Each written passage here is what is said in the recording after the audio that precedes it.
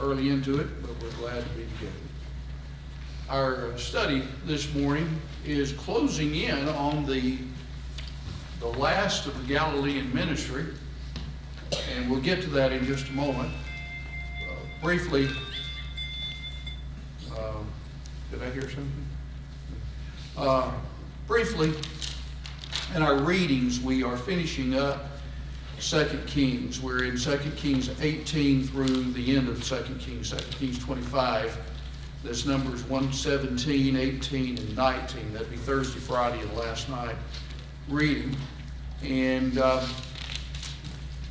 in this section, we have what commonly we call Judah what?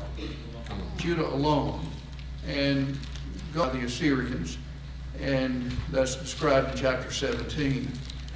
Judah, however, is invaded also in chapter 18 by not the Assyrians, but Syria. Yeah, Assyrians. And who's the king in charge? The king in charge of Syria. It starts with an S.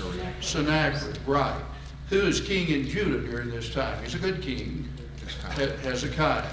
And Sennacherib comes and basically gives an ultimatum, but the Lord tells Hezekiah not to worry. In fact, on the night that's described there toward the end of 19, how many Syrians bite the dust, so to speak? 185,000. And then in chapter 20, Hezekiah becomes sick, and he prays that he might, and the prophet says, you're going to do what? You're going to die. But he prays the prophet that he live, and how many years are extended to him? 15 years are extended to him, which, again, all of these things indicate, or should have indicated to people in Judah, that there is a God. Jehovah God is God. And when he says something will happen, it happens. And yet, during the time following, Hezekiah was a good king or bad king? He was an extremely good king. Did he ever make any mistakes, that are recorded? He sure did. There was an ambush come, and what did he do? That the Lord said, this is not good. Showed him everything he had. Exactly. Showed him everything that he had. And I'm thinking in chapter 20, in verse 17, Isaiah tells him, behold, the days come that all that is in your house and that which your fathers have laid up in store unto this day shall be carried into Babylon. Nothing shall be left. And of course we see that's exactly what happened just a little later. Who reigns after Hezekiah? Chapter 21. Manasseh. What kind of a fellow was he? Awful. And he but fortunately he had a short reign. True or false? False. He had an extremely long reign. And what was that? It was I thought it was 55. Yeah, 55. Yeah, 55. And tremendously terrible. And then following him was Ammon, who was not a whole lot better. He only reigned 2 years. But then that grandson of Messiah was extremely good. Chapter 22. Josiah. And under him, there are a number of reforms that occur. Chapter 22 and the parallel account in the Chronicles indicate that he ran out we'd call them the homosexuals, all those immoral. And then something happens that you think, well, how in the world could he get this? What happened to the temple? It had gotten into what?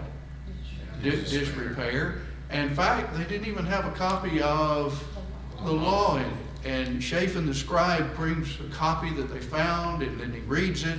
And oh boy, with chapter 23, we have blown it. We have literally blown it. And so in chapter 23, a lot of these reforms, I'm glancing down at verse 4, all the vessels that were made for Baal, for the Asherah, for all the host of the heaven, he burned without Jerusalem in the fields of the Kidron and carried the ashes of them unto Bethel. The idolatrous priest, verse 5, he set back up verse 6. He brought out the Asherah from the house of Jehovah. Can you imagine that? The very fact that you've got some little household idols in the very temple of God. In verse 7, the Sodomite, he broke down the houses of the Sodomites that were in the house of the Lord, where the women wove hangings for the Asherah. Verse 8, He brought all the priests out of the cities. That's reform number 5 in my county. Verse 11, he took away the horses the kings of Judah had given to the sun at the entrance of the house of Jehovah, the sun god. And I have about 16 numbered, 16 reforms. The 8th one is in verse 12, altars on the roof of the upper chamber of Ahaz. 13, verse 13, there's number 9, the high places that were before on the right hand of the Mount of Corruption, which Solomon the king had builded for Ashtoreth, the abomination of the Sidonians, he tore down. Verse 14, number 10, he broke in pieces the pillars and cut down the Asherim, and then to desecrate them, filled the places with the bones of the men. Verse 15, number 11, the altar that was at Bethel, the high place that Jeroboam the son of Nebat made. What did he do there? He broke it down and burned it. That's right. Then in verse 19, all the houses of the high places that were in the cities of Samaria, he took care of that. Verse 20, number 14, he slew all the priests of the high places. Verse 21, king commanded all the people, saying, keep the Passover unto the Lord your God, as it is written in the book of the covenant, which they had not been doing. Verse 24, those who had familiar spirits and wizards, basically the occult going on, and he took care of all those. My counting was about 16 specific reforms that Hezekiah had enacted, and showing his disdain for all, and actually went back to the book of the law in order to do that. Similarly, in church history, you think about the Reformation, when Roman Catholicism had become so corrupt, and John Texel, Kirsten, you remember, had gone around saying that went into the coffer the coin rings, and from purgatory a soul springs. And so he was selling indulgences, and then that led to the posting of the 95 theses to the church door in Worms, Germany, and then Martin Luther. And so you have the Reformation, people trying to reform Roman Catholicism, and then when people began to try to restore New Testament Christianity, it was basically like Josiah. Let's just go back to the book and tear down anything that's not a part of New Testament Christianity. See, the thing that when we read history like this, and then we think about church history, there are a lot of folks, if you look up Wikipedia and under Churches of Christ, you'll see, well, this is this movement, restoration movement that began in the 1800s. No, it's just a matter that wherever you are at any state of time, when you look back to the Scripture, and particularly with us, the New Testament, and strive to make everything according to the pattern that is revealed there, you're trying to restore New Testament primitive Christianity. It doesn't matter, you're not a part of a movement, not a part of anything. And it just so happened that in our country there were a lot of people who were doing the same thing at the same time. But it was not necessarily an organized movement. There were churches of Christ in England way back in the 1500s. In fact, Adam Clarke, who was a Methodist in the 1700s, talks about churches of Christ. So there's just, anyway, I know I digressed, but I think it's significant that when we hear people say, well, didn't your group start in the 1800s in this country? No. That's a denominational concept of the church, that all churches of Christ belong to this organism called the Church of Christ. And that's not the way it is. The church is simply made of what? Not churches, individuals. And do we know all the names and locations of all those? No. Who does? Only the Lord does. And so that as a local group of God's people, we're simply trying to do what He wants us to do in a local assembly, local church. Yes, sir. Just real quick, one of the things, 20 years that I've been a Christian, that's always stumped me all the times that I've read through the Bible is just 23:26, which seems so unlike the nature of God. You know, even King Manasseh would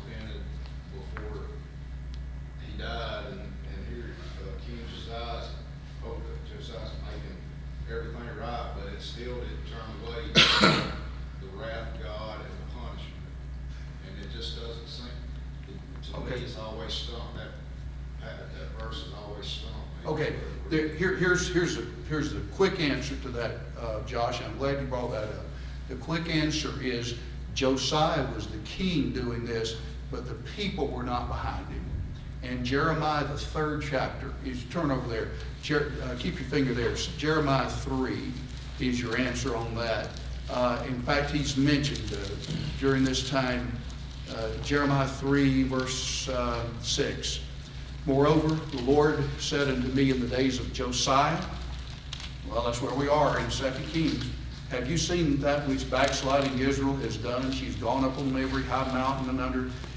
Verse 7, I said, she will return, but she returned not, and her treacherous sister Judah saw it. So he's talking about Israel. And then Judah saw what had happened, and I saw when for this very cause that backsliding Israel had committed adultery, I put her away and gave her a bill of divorcement. Yet treacherous Judah, her sister, feared not, but she also went and played the harlot. And it came to pass through the lightness of her whoredom that the land was polluted, and she committed adultery with stones and stocks. That's just another way of saying they committed idolatry. And yet for all this, her treacherous sister Judah hath not returned unto me with her whole heart, but some translations say faintedly, or with pretense, saith the Lord. Which indicates that Josiah was up here on a level spiritually, but the people, while they may have changed for a while, their hearts weren't really in it, and they were still steeped in idolatry. That's the reason, Josh. That's a good question, but that's the reason. You had some kings who, like Manasseh, were extremely low spiritually, and the people did not always sink to the depth of those kings, but the people were taken away. Then you had some of these leaders who were way up here, but the people never did really ascend to the height spiritually of Josiah. And so as a result of that, as a nation of people, God's wrath was just in There's taking. not going to be a portion out of all those people that weren't like that, that God, Well, they suffered the consequences, but not the guilt. The consequences of sin, different from the guilt, but they did it anyway. I don't see too many difference between then and right now, what we're going through as a nation. Yeah. Well, God dealt with them in a very particular way. Gave His law, gave prophets to them, and to a degree, righteousness exalts a nation, but sin is a reproach to any people. And that was the same then. That you had the majority. God was dealing with them on a national basis, and as a big group of people, they were corrupt. You had certain individuals who were spiritually right, but for the most part, they weren't. Okay, after Josiah, he's followed by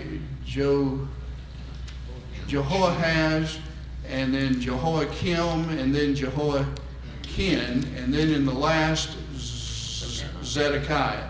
And so in 24, you have the last days of 24 and 25, the last days of Judah. And then in 25, who comes in and lays waste everything? The Babylonians and Nebuchadnezzar. And we have the times, the dates, down in verse 20, chapter 25, verse 11. Nebuzaradan, the captain of the guard, carried away captive these people. But the captain of the guard left of the poorest of the land, vine dressers and husbands. That reminds us, how many carrying aways were there of Judah? 3. 606 BC, 597 BC, and then the burning of the temple and all that in 586, right? Okay, we'll be in 1 Chronicles next time. Let's go back to where we are in the life of Jesus. We go all over the Bible, don't we? I made the point, went Thursday morning, they went everywhere preaching the Word. All right, here we go. In the life of Jesus, we have our years of preparation, and then the beginning ministry, which began with the event of Jesus' baptism. And then he's down in Judea for a while, and he comes up, and after the beginning ministry, the great Galilean ministry, for about the time of the better part of 3 years. And here we were, Jairus' daughter is raised from the dead. We've had the healing of the woman with the issue of blood. We talked about Sunday and last Sunday and Wednesday. Then 2 blind men and a blind demoniac that Jesus healed. They called him, have mercy on us, thou son of David. That's right. And now we're talking about the last visit to Nazareth. And there are two records of this. In Matthew 13, right after the parables. And then in Mark, the 6th chapter, the very first part. And then Jesus will go on another tour of Galilee. This will be the third, actually, third tour that's specifically mentioned. And he's been here in Capernaum, and now he's come down to Nazareth, and we're going to talk about that. Matthew 13 and Mark 6. Let's read these passages, and then we'll look at some of our questions, make some comments on it. Let's look at Matthew. Let's go to Mark 6. Mark 6 to start with. Randy, we usually start in the back. Let's change up the pace and start with you. Why don't you read that paragraph, if you would, please? Mark 6, 1 through 6. And he went out from thence and came into his own country, and his disciples followed him. And when the Sabbath day was come, he began to teach in the synagogue, and many hearing him were astonished, saying, From whence hath this man these things? And what wisdom is this which is given unto him, that even such mighty works are wrought by his hands? Is the carpenter the son of Mary, the brother of James, and Jose, and Judah, and Simon? And were not his sisters here with us? And they were offended at him. But Jesus said unto them, The prophet is not without honor, but in his own country, and among his own kin, and in his own house. And he could there do no mighty work, save that he laid his hands upon a few sick folk and healed them. And he marveled because of their unbelief, and he went round about the city. Yes, and that begins the rest of the part that deals with his third tour. All right, just a couple of quick ideas here. He went out from thence. Well, that's been where he was, likely Capernaum, with the healing of the raising of Jairus' daughter and the healing of the woman with the issue of blood. And he goes down to Nazareth, and his disciples are following. He preaches in the synagogue, and we have this idea that I've tried to really pound. The only two things that distinguish Jesus from any other person were, and look here, they were astonished. This verse 2. Many hearing him were astonished, saying, Whence hath this man these things? What is the wisdom that is given to this man? And what means of mighty works? The wisdom would represent his words, his teachings, and his works, his miracles. So you go back to that same common refrain, his works and his words. He taught as one who had authority, and his works, his miracles, validated all of that. So they knew about that, and evidently, they had seen some of them. The thing that they could not get over was his humanity, the commonness of his humanity. Look at verse 3. Is not this the carpenter? Now Matthew's account will say, is not this the carpenter's son? Both passages help us. Carpenter, that means Joseph was a what? Carpenter. And as a Jewish lad, he had grown up to follow the trade of his we wouldn't say his father, but his adopted father, Joseph. And so his father was a carpenter. He was a carpenter. In other words, he had not gone to any rabbinical school. He'd not been lettered as some of those people were. And then look at his these are just common, ordinary people. Mary, his mother, his brothers, James, Joseph, Judas, Simon, as sisters by this time. So at least, 6, 7 brothers and sisters. And so they are offended in him. Any other translations on that in the end of verse 3? Caused to be offended or? Took offense. Took offense, yes. Idea is from the Greek word scandalon. Scandal is what we get our English word from, the same Greek word. And it means, something that is like it causes a person to stumble.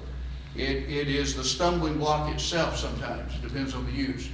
And it's like, I don't see it. I don't get it. It wasn't a case they didn't understand, that they didn't see it. They understood the many mighty works. They understood the wisdom by which he spoke, but they could not put it all together and say, we know his family. We know what kind of occupation he is. And so they made the humanity was not what they questioned. It was the deity of Jesus. They couldn't get that part. I think this is a fascinating little place here. Of course, they were similar to others, the Pharisees. We understand this. The Pharisees, though, said they just attributed it to the power of Beelzebub. But these folks didn't do that necessarily, at least the ones that recorded. I just don't see it. I mean, we know his family, we know his mother, we know who his daddy was, we know he's just been just a carpenter, and lo and behold, he's able to do this, and we don't understand. So there was this sense of aggravation and displeasure built up, and as a result of that, Jesus did not accommodate them anymore by doing any more what? Any more works. And I'll say more about that in a minute. All right, let's go to Matthew's account, Matthew 13. And read this. Now, remember, Matthew deals more with a topical approach of the Lord's life. And at the end of the 13th chapter, we have the end of the parables that we studied here a little while ago. And now, 54 through 58, Sister Janet, if you would. Matthew 13, 54 through the end of the chapter. When he had come to his own country, he taught them in their synagogue, so that they were astonished and said, "Where did this man get this wisdom and these mighty works? Is this not the carpenter's son? Is not his mother called Mary? And his brothers James, Joseph, Simon, and Judas? And his sisters, are they not all with us? Where then did this man get all these things?" So they were offended at him. But Jesus said to them, "A prophet is not without honor except in his own country and in his own house." Now, he did not do many mighty works there because of their unbelief. All right, thank you. One thing that's not in your notes, I didn't even have it on the chart. James and Judas here, or Jude, they're significant to the Bible story in that they did what? They converted. Well, that's right. Books. In fact, all of them converted. There you go. Yeah. James is mentioned as the brother of the Lord, a servant of the Lord in the book of James. But he was, remember, you have Peter, Andrew, James, and John. James is the apostle James, as well as John, his brother. You have James, the son of Alphaeus. But then you have this James, the Lord's brother. And then Jude is mentioned particularly, or Judas. Not Judas Iscariot, but Jude, who wrote the book of Jude. And so you have two of the half-brothers of Jesus who would write New Testament books. A couple of other things that we made this point earlier in the study of the life of Jesus. But the fact that Jesus had, that their name, James, Joseph, Simon, Judas, and sisters, what does that tell you about the Catholic point, the Catholic view of the perpetual validity, the perpetual virginity of Mary? She wasn't. She wasn't. You know how they answer that? They say that the word brother or sister can mean like cousins. Well, it can mean that, except here you've got a tight-knit argument in the fact, look, we know his immediate family. They're not talking about distant relatives. We're talking about his father, or his adopted father, Joseph, being the carpenter, and he's following directly after. All of that shows it's a direct descendant of Joseph, of Mary. Mary is his mother, and then he talks about his brothers in connection with the mother. Then we're not talking, yes, it is true that the word brother can be uncle or nephew, but not it's always given the context. And the context here indicates the closeness of the relationships. And it would have to be the direct descendant of Mary and Joseph. Of Joseph and Jude and Simon and James. These were the half-brothers, just as we use the word of Jesus. That makes sense to everybody?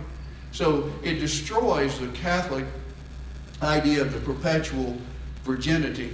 I got that strong. I got that messed up, didn't I, Janet? The perpetual validity of. Now, anyway, that it destroys that. One of the commentaries that I had read almost said that it was derogatory the way that they Yes. were answering. He's just He's a just a common carpenter's person. son. Yes. And then they said it's possible that Joseph may have been deceased by this time. Oh, yes, yeah. And then we're saying, well, now it's just Mary, his mother. Yes, I think that's right. And don't even mention Joseph. They Right. mention the carpenter's son. In fact, after, by John 2, Mary, Joseph is not mentioned. And after Luke 2, when he's 12 years old, Joseph is nowhere in sight. So it's assumed he died sometime after that.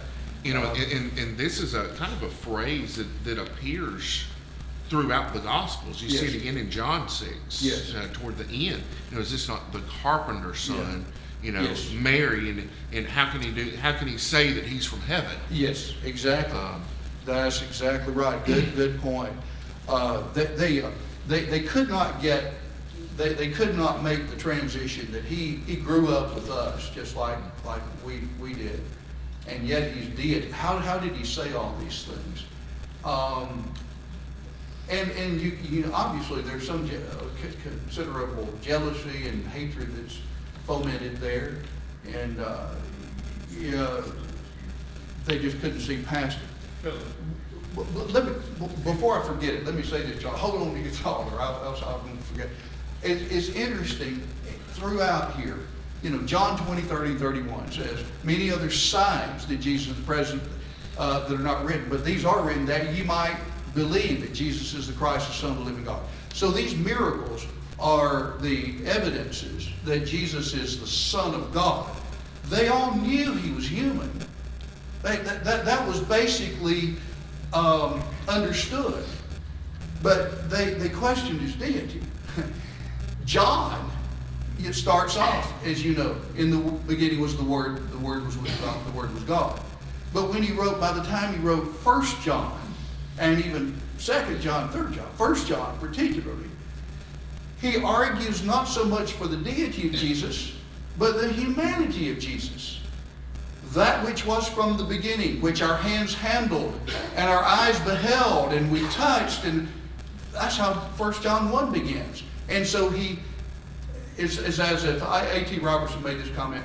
He said, John assumes his deity and sets out to prove John, the Gospel of John, assumes his humanity and sets out to prove his deity. In 1 John, John assumes his deity and sets out to prove his humanity. It's just the opposite. And here you have, again, the miracles are there. They just can't distinguish between his humanity and his deity. I'm sorry to keep you waiting there. I've been trying to roll this over so I don't forget. But the people there, they didn't want to listen to Jesus because he wasn't no better than they was. Yes. In their mind. In their minds. And it kind of reminded me of Joseph when he told his brothers, Yeah. I've had this dream. No, you ain't no better than we are. No. And you tell us all this. So I see when they get offended, it's because here's one of us telling us we got to do all these things, Yeah. and they can't get it. That's right. That's a good point. They just would not put the two together. All right, let's answer some of our questions here. And on page 74, Jesus' last visit. Jesus went into a synagogue on the Sabbath. He commonly did that, more efficient use of his life and times. What was their reaction to his words and works? They were what? Astonished, as well as they were offended in him. From what is said in Matthew 13:55 and Mark 6:3, was there anything special about Jesus' family that would point to his being the Messiah? Absolutely not. Isn't this interesting? In Isaiah 53, wasn't it prophesied he had no form nor comeliness that we should desire him? He was like a root out of dry ground. And there's nothing about him that we should desire him. That is, that we should just gravitate toward him because of looks and all that kind of stuff. What separated him, again, his words and works. Let's see. That's number 4. The 2 marks that pointed Jesus out as the Messiah were his, you could say his wisdom. That's the word used, his words and his works. What was the mighty works? What was the simple reason that those in Nazareth had a difficult time believing he was the Messiah? You go back to 2:23 and Mark 6 verse 4. He simply did what? He grew up there and they knew his family. Exactly. He grew up there just like every other normal boy would grow up. There just practically no difference, and there was reason for that. In Hebrews 4, having done a great, no, that's 15. Hebrews 4:14, we have not a high priest that cannot be touched with the feeling of our infirmities, but one that hath been what? In all points tempted like as we, yet without sin. So here is the somebody, I was talking with somebody one time, I said, and I was younger, I wouldn't have used this language, but I said, he was 100% human and 100% man. And they said, well, that's impossible. That'd make it 200%. And I said, no, I probably shouldn't have used a percentage. It just meant that he was all man. There was not any aspect about him that was not like man, but all together, that was not the only part. He was not only all man, he was all deity, all God. In him dwells the fullness of the Godhead bodily. And I've thought about that since that time I had that whole discussion. And I thought, well, we just pick out Brother David. David is a man. He's 100% man. Is he 100% husband to Patty? Obviously. Is he 100% father? Yes. Is he 100% grandfather? Yes. He is fully what we just described in all of those various relationships. That didn't make him a 400% man. That just meant that he's all this in those relations. And the same is with Jesus. All right. Hope you didn't mind me using you as a guinea pig. All right, number 6. From what is stated just a little later about Jesus' brothers and sisters in John 7, were they much help in establishing Jesus' claims to be the Son of God? Absolutely not. In fact, they didn't believe on him either until after what event?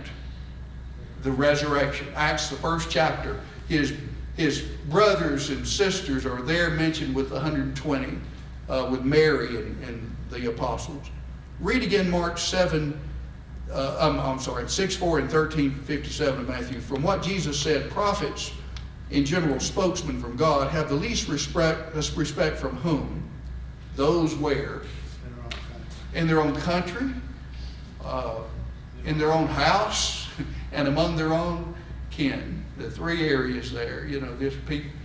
The old phrase, familiarity breeds contempt, I think could be used there. You don't really appreciate what you see. And there can be some jealousy that comes up with it. Because of their refusal to believe on him, what did he not do? Not many what? Not many mighty works. Did he do any at all? Yes. I've got a note on that I want to come back to. What was Jesus' reaction to their feelings toward him? That's right. He marveled because of their unbelief. Following this, Jesus will go about Galilee in another general tour. While there are a few details given, he sees the multitudes, has compassion on them, and sends the 12 on the limited commission. And we'll get to that, I think, in just a minute. I made some additional notes that are not here in your... here we go. Keep in mind that what distinguishes Jesus from every other man were his wisdom and mighty works. Those things, the words and works, in those passages, while he was fully man, he was also fully God. Y'all can quote that. In him dwells all the fullness of the Godhead bodily. And then the prologue to John, in John 1, 1 through 18. Remember verse 14, the Word became flesh and dwelt among us, and we beheld his glory, glory as of the only begotten of the Father, full of grace and truth. That's just so rich. All right, now the second note, due to his words and works, those in Nazareth were offended in him, scandalizo. We've already mentioned, means to cause to stumble, have displeasure, become indignant, to cause to fall away. Nazarenes, I didn't use the word could, but would. Nazarenes would. They only willed to see the commonness of Jesus' humanity. The fact that he was the son of a carpenter and a Mary, and brother to some common young men and girls, caused them to be offended. Matthew 13:55 calls him the carpenter's son, while Mark 6:3 calls him the carpenter. Both passages indicate Jesus followed Joseph's trade as he grew up. Furthermore, both passages show that Jesus was like every other Jewish boy growing up. So those in Nazareth would not see that Jesus was more than this. And obviously, he never manifested any kind of a character trait that would provoke enmity or jealousy, hostility against him. He was meek and lowly in heart, as well as loving toward everybody.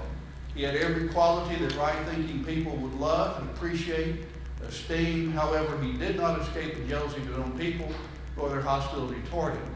Their pride forbade them to acknowledge Jesus' superiority. I've known people, and I know you have too, that they were just really, really great people. They stood for things. They stood for truth. They taught people, some preachers I'm thinking about right now. And they tried their best to love everybody as the Lord did, and they still had hostile people toward them, couldn't stand them. And it wasn't because, it's just like Jesus. It wasn't because, they had character traits that provoked hostility. It was just people couldn't stand them. They couldn't understand them. And then here's something I wanted to emphasize also that's not in the workbook. The statement, and he could there do no mighty work, save that he laid his hands upon a few sick folk and healed them, was not due to his inability. He could not do mighty works. It was not because he couldn't do them, nor the fact that he would only perform miracles around those who already believed. Some Pentecostals teach that. Miracles were worked to validate that the teaching of the one who performed them was true. The teaching is true. He did not work miracles before men and women who stubbornly refused to accept that a prophet, and in his case God's Son, could have come from among themselves. It was useless. You've already seen what I can do. To continue on would just be a waste of divine power.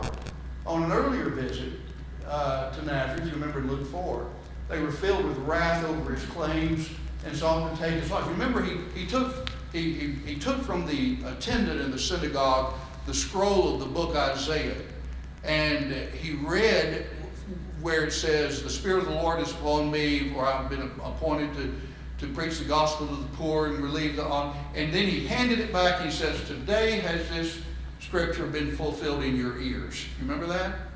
And then they looked at the grace.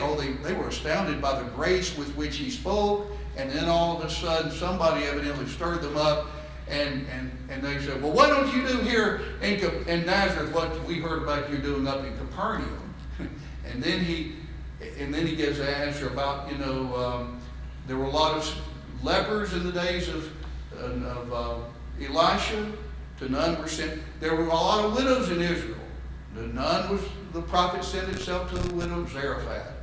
And showing that, you think you've got a monopoly on all things. God's interested in everybody. And anyway, I just use that to show that. Oh, by the way, they took him off. They took him out of the city on the what and tried to push him off the cliff and tried to push him off. That's where I was going with all that. They blinded their own eyes and hardened their hearts. Therefore, it would be a waste of divine power on these people, since they would disregard them and condemn them anyway. For those reasons, he could there do no mighty work, but it was because of their unbelief. One reason I went into a little detail. Back in 1982, I went to hear a debate between Brother Carol Sutton and a United Pentecostal by the name of Marvin Hicks. In fact, the debate's online. You can hear it without having tapes or anything.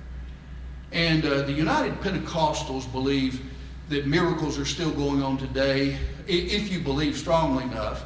They also, the United Pentecostals, are the ones who believe you need to baptize into the name of the formula of words in the name of Jesus Christ is significant, and that there's only one person in the Godhead, Jesus. They've got some unusual beliefs.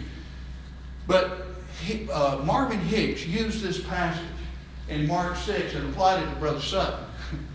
And said that, because Brother Sutton challenged him, if you believe that miracle, why don't you just show us one here, right here? It was in the auditorium, I think, at the Decatur Middle School. It was one of them.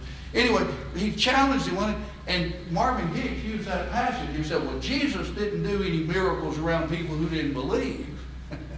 He only did them around people who believe. That was false. Jesus performed miracles in order to do what?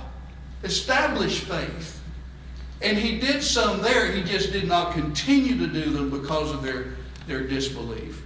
Anyway, I just thought I wanted to, people have asked me before, what does that mean? He could not do many mighty works. He could not. Well, he could not in keeping with his divine power and the divine justice, that these people were rejecting everything else, and so it's a waste of divine power on that. Does that look like you wanted to say something? Okay. All right. We got 3 minutes here. Comment or question? Anybody? Anybody? Okay. All right. We're coming down to the very end of the Galilean ministry. And this will be a third tour of Galilee. And Jesus is going to send out the apostles on what is commonly called the limited commission. It's called the limited commission because they were limited where they could go and to a degree what they were to preach. They were limited to go only to the lost sheep of the house of Israel. They were not to go to any of the villages of the Samaritans, cities of the Samaritans, or among any of the Gentiles. But simply, they were, so in that sense it was limited. In contrast to the Great Commission where he said, go into all the world and preach the gospel to every creature. Yeah. So, here's where we are. Jesus' third tour and the sending of the 12 on the limited commission. It's, again, Mark's account. Let's look at Mark 6 for a minute, and then we'll maybe talk, just overview Matthew, and then we'll have to stop. Mark usually follows, at least in Galilee, more of a chronological order than Matthew or Luke. And you'll notice, I think it was Randy read a while ago, the end of verse 6 of Mark 6, he went round about the villages teaching. That's Mark's record of this tour. And then in verse 7, read with me. He called unto him the 12 and began to send them forth by 2 and 2. Well, we don't read that in the other accounts. The limited commission had them two and two, and gave them authority over the unclean spirits, charged them that they should take nothing for their journey, save a staff only, no bread, no wallet, no money in their purse, but to go shod with sandals, and said he, put not on 2 coats. And in other words, it's going to be quick. You're not going to have a whole lot of time for, to plan for all that. I just want you to go. And he said to them, wheresoever ye enter into a house, there abide till you depart thence. And whatsoever place shall not receive you, and they hear you not, as you go forth thence, shake off the dust that is under your feet for a testimony unto them. And they went out and preached that men should repent. And they cast out many demons and anointed with oil many that were sick and healed them. Matthew's account says that Jesus also gave them power to raise the dead as well. So really they were doing basically the same thing he was doing during this time. In Luke's account, let's turn there real briefly, because we'll spend the majority of our time in our next class in Matthew's account. But in Luke 9, the first 6 verses, you'll see Luke 9 begins after he has raised Jairus' daughter at the end of Luke 8. He called the 12 together and gave them power and authority over demons, all demons, and to cure diseases, and sent them forth to preach the kingdom of God and to heal the sick. And he said to them, take nothing for your journey, staff, wallet, bread, money, neither have 2 coats. And into whatsoever house ye enter, abide there, and thence depart. That is, at the end of the time you're in that city. And as many as receive you not, when you depart from that city, shake off the dust from your feet for a testimony against them. And they departed and went throughout the villages, preaching the gospel and healing everywhere. Now that's Luke's account of what really begins in chapter 9 of Matthew and goes all the way down through chapter 11, verse 1. It's all of 10. So earlier tours, we'll say this is the third, the Waldrons mentioned that in their book. The third tour, earlier tours in Galilee are mentioned in Matthew 4, right before the Sermon on the Mount. He went all the way, and then the second tour is mentioned in Luke 8, 1 through 3. And they're just kind of highlighted or generalized, and then we go from there. Okay, that's all I've got on that. Let's, oh boy, it's time. It's time. Let's do, let's plan Wednesday night to try to go as, what I'd like to do is go through the whole 10th chapter of Matthew, because it's one speech. And Jesus gives them power. They're named, the 12 are named. And then after that, he specifies what they're to preach, how they're to be supported, how to deal with people, and then what to expect insofar as persecutions on the way, and reasons to be faithful, and what it will cost them. All of that is in that 10th chapter of Matthew. Comment or question? Anybody? All right. Oh, there are some things in Matthew 10 that are catapulted over into the Great Commission, like before kings and governors. They didn't experience that, best we know. But all right, let's stop. Lord willing, we'll pick up there